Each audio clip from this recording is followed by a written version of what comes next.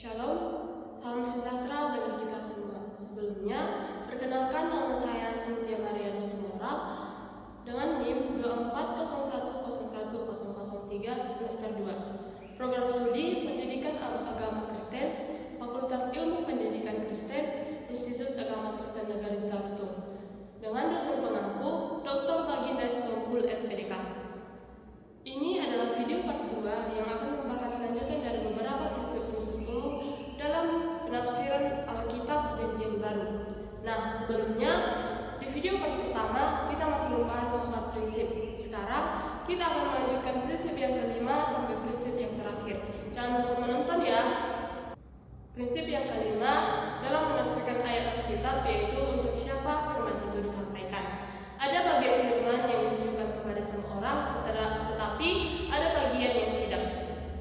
Yang pertama, firman yang ditujukan kepada semua orang. Dapat kita lihat contohnya dalam Matius 5 ayat 44. Tetapi aku berkata kepadamu, kasihilah musuhmu dan berdoalah bagi mereka yang menganiaya kamu. Keterangannya, ajaran kasih ini bersifat universal dan berlaku untuk semua orang, baik percaya maupun yang belum percaya. Contoh yang kedua dapat kita lihat dalam Kisah Para Rasul 17 ayat 30. Dengan tidak memandang lagi zaman kebodohan, maka sekarang Allah memerintahkan kepada manusia bahwa di mana-mana semua mereka harus bertobat. Keterangannya, perintah bertobat ini ditujukan kepada semua orang manusia di segala tempat. Yang kedua, firman yang tidak ditujukan kepada semua orang. Dapat kita lihat contohnya dalam Matius 10 ayat 5-6. Kedua-belas murid itu diutus oleh Yesus, dan ia berpesan kepada mereka, janganlah kamu menyimpan perjalanan bangsa-bangsa lain atau masuk ke dalam kota orang Samaria, melainkan pergilah kepada domba-domba yang hilang dari umat Israel. Keterangannya, perintah ini hanya untuk para rasul dan hanya dalam konteks pelayanan Allah, bukan untuk semua orang. Contoh yang kedua dapat kita lihat dalam Matius 24 ayat 15-16. Apabila kamu melihat penindasan keji, maka orang-orang yang di Yudea haruslah melarikan diri ke pegunungan. Keterangannya, konteksnya untuk orang Yahudi pada masa kehancuran Yerusalem, bukan untuk seluruh umat. Yang ketiga, firman yang hanya untuk orang percaya. Dapat kita lihat contohnya dalam Filipi 4 ayat 7. Namun sejahtera Allah yang melampaui segala akal akan memelihara hati dan pikiran dalam Kristus Yesus. Keterangan yang dapat kita ambil, dalam sejahtera ini hanya diberikan kepada mereka yang ada dalam Kristus, yakni orang percaya. Contoh yang kedua dapat kita lihat juga di dalam 1 Yohanes 1 ayat 9. Jika kita mengaku dosa kita, maka ia adalah setia dan adil, sehingga ia akan mengampuni segala dosa kita. Keterangan yang dapat kita lihat, pengampunan ini dijanjikan bagi mereka yang sudah bagian dari persekutuan orang percaya. Yang keempat, kita dapat melihat firman yang hanya untuk orang tertentu. Contohnya Yohanes 21 ayat 2. Jika aku menghendaki supaya ia tinggal hidup sampai aku datang, itu bukan urusanmu, tetapi engkau ikutlah aku. Keterangannya, Yesus berbicara langsung kepada Petrus dan merujuk pada Yohanes. Pesan ini tidak bersifat umum. Contoh yang kedua dapat kita lihat dalam Kisah Para Rasul 9 ayat 15. Pergilah, sebab orang ini adalah alat pilihan bagiku untuk memerintahkan namaku.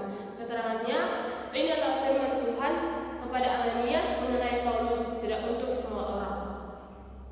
Firman yang hanya untuk individu tertentu hanya saat itu saja berlaku. Contohnya dapat kita lihat dalam Yohanes 11 ayat 43. Lazarus, marilah keluar. Keterangan itu seruan Yesus khusus untuk membangkitkan Lazarus, tidak untuk orang lain dan hanya saat itu saja dipakai. Contoh yang kedua dapat kita lihat dalam Kisah Para Rasul 10 ayat 13. Bangunlah hai Petrus, sembelihlah dan makanlah. Keterangan ini wahyu khusus untuk Petrus dan konteks penghapusan batas makanan haram, bukan perintah umum makan sembarangan. Kita masuk ke prinsip yang keenam. Prinsip yang keenam membedakan sudut pandang Allah dan sudut pandang manusia. Memahami Alkitab tidak lepas dari Allah itu sendiri, meski unsur-unsur manusia juga harus diperhatikan seperti budaya, bahasa, pemerintahan, ekonomi, dan lain-lain. Alkitab dihadirkan dalam unsur manusia dan unsur lainnya. Contoh, kasih kepada musuh. Matius 5 ayat 44, tetapi aku berkata kepadamu, kasihilah musuhmu dan berdoalah bagi mereka yang menganiaya kamu. Keterangannya, terlebih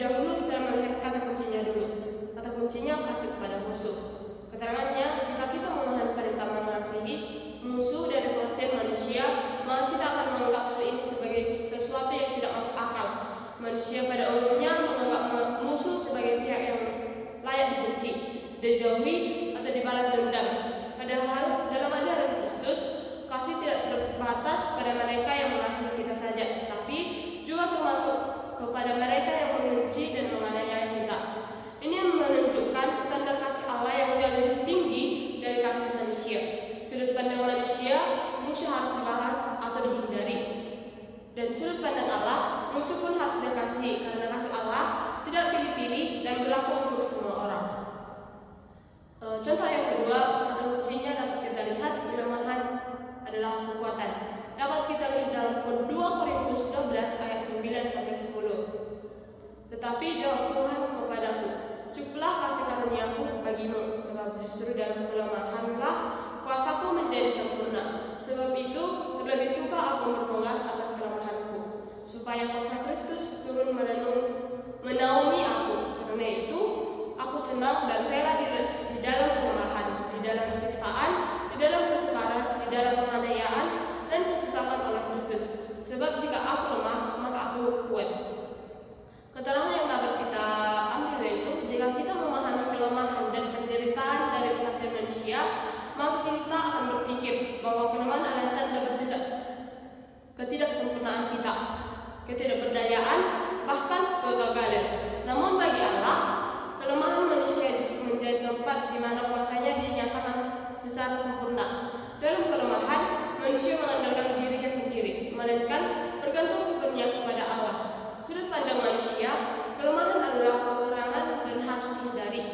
Tetapi sudut pandang Allah, kelemahan adalah sarana untuk menyatakan kuasa dan kasih karunia-Nya.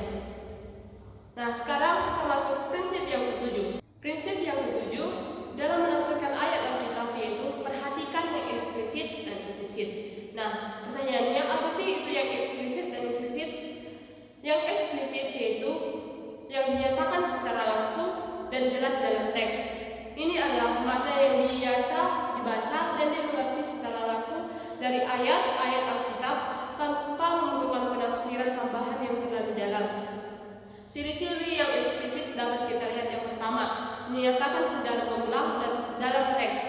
Yang kedua, tidak membutuhkan banyak penalaran atau asumsi tambahan. Dan yang ketiga, umumnya bersifat universal atau berlaku umum, kecuali konteksnya menunjukkan sebaliknya. Yang implisit yaitu sesuatu yang tidak langsung disebutkan, tetapi dapat disimpulkan dari konteks struktur atau maksud penulis. Penafsiran implisit menuntut pemahaman yang lebih mendalam dalam kontekstual terhadap teks. Ciri-ciri penafsiran implisit dapat kita lihat. Yang pertama, bersifat tersirat, tersembunyi dalam struktur atau narasi. Yang kedua, membutuhkan pemahaman konteks historis, budaya, dan bahasa asli. Dan yang ketiga, menggunakan prinsip-prinsip hermeneutika dan teologi untuk menyimpulkan maknanya. Catatannya, yang eksplisit dapat diartikan implisit dan hasilnya bisa salah atau bisa benar. Yang eksplisit dapat diartikan dengan implisit. Dapat kita lihat contoh yang eksplisit, Matius 4 ayat 4. Manusia hidup bukan dari roti saja, tetapi dari setiap firman yang keluar dari mulut Allah. Implisitnya, manusia tidak cukup hanya dengan kebutuhan jasmani atau makan atau minum, tetapi juga harus hidup dalam hubungan dengan Allah melalui firman-Nya. Contoh yang kedua eksplisitnya yaitu Yohanes 10 ayat 11. Akulah gembala yang baik, gembala yang memberitakan nyawanya bagi domba-dombanya. Implisitnya, Yesus mengasihi umatnya sampai rela mati, dan umatnya harus merasa aman serta percaya penuh kepadanya. Banyak hal yang dipahami secara implisit. Contohnya dapat kita lihat, tidak ada larangan eksplisit untuk merampok, tetapi secara implisit Alkitab mengajarkan bahwa merusak tubuh adalah dosa. Ayat yang mendukungnya dalam kitab yaitu 1 Korintus 6 ayat 19-20. Atau tidak tahukah kamu bahwa tubuhmu adalah bait Roh Kudus? Karena itu muliakanlah Allah dengan tubuhmu. Implisitnya, merusak tubuh dengan merokok atau hal lain yang tidak sehat adalah melanggar kehendak Allah. Contoh yang kedua dapat kita lihat, tidak ada larangan eksplisit untuk bermalas-malasan, tetapi secara implisit Alkitab melarangnya. Dapat kita lihat ayatnya dalam Amsal 6 ayat 6. Hai pemalas, pergilah ke semut, perhatikanlah lakunya dan jadilah bijak. Sampai bilakah engkau berbaring, hai pemalas? Implisitnya bermalas-malasan dan tidak produktif sesuai dengan kehendak Tuhan. Lalu pemberian makna implisit yang benar kepada yang eksplisit. Contohnya eksplisit Matius 10 ayat 32. Setiap orang yang mengakui aku di depan manusia, aku juga akan mengakuinya di depan Bapa-Ku di surga. Implisit yang benarnya, orang yang menyangkal Yesus di hadapan manusia akan disangkal juga di hadapan Allah. Penafsiran ini benar dan didukung oleh ayat berikutnya dalam Matius 10 ayat 33. Eksplisit, yang contoh yang kedua eksplisit, Lukas 6 ayat 38. Berilah dan kamu akan diberi. Implisitnya membenarnya, siapa yang pelit dan tidak memberi tidak akan menerima berkat dan ukuran penuh juga. Implikasinya jelas bahwa memberi membuka ruang untuk menerima. Pemberian makna implisit yang salah kepada yang eksplisit. Contohnya eksplisit Filipi 4 ayat 13. Segala perkara dapat kutanggung di dalam Dia memberi kekuatan kepadaku. Implisit yang salah, orang Kristen pasti bisa sukses dalam semua hal seperti kaya, juara, atau terkenal. Padahal konteks ayat ini adalah kekuatan dalam menghadapi penderitaan dan kesederhanaan bukan jaminan kesuksesan duniawi. Contoh yang kedua dapat kita lihat dalam Matius 18 ayat 19. Jika dua orang daripadamu di dunia ini sepakat meminta apapun juga, permintaan mereka itu akan dikabulkan oleh Bapa-Ku yang di surga. Implisit yang salah yaitu semua doa pasti dikabulkan asalkan jika dua orang sepakat memintanya. Padahal jika tidak semua permintaan manusia sesuai dengan kehendak Allah yang harus dikabulkan. Ayat ini bukan jaminan otomatis, melainkan harus dimengerti dalam kehendak Allah. Demikian penjelasan lanjutan prinsip-prinsip umum penafsiran Alkitab Perjanjian Baru. Semoga penjelasan yang sudah disampaikan dapat bermanfaat dan menambah wawasan kita semua. Sekian dan terima kasih. Shalom.